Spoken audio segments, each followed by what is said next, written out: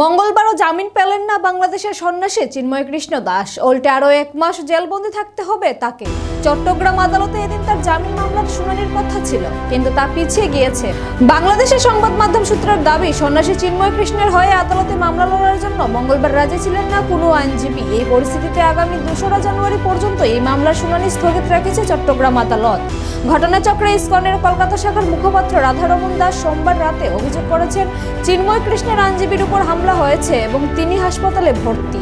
সন্ন্যাসী চিন্ময় কৃষ্ণের গ্রেফতারি এবং বাংলাদেশের সংখ্যালঘুদের পরিস্থিতি নিয়ে উদ্বেগ প্রকাশ করেছে ভারতও। বিদেশ মন্ত্রক থেকে জানানো হয়েছে, বাংলাদেশের সাম্প্রতিক ঘটনাবলিতে দিল্লি উদ্বিগ্ন। বাংলাদেশের সংখ্যালঘু সহ প্রত্যেক নাগরিকের নিরাপত্তা নিশ্চিত করার দায়িত্ব সে দেশের সরকারের, তাও জানিয়ে দিয়েছে বিদেশ মন্ত্রক।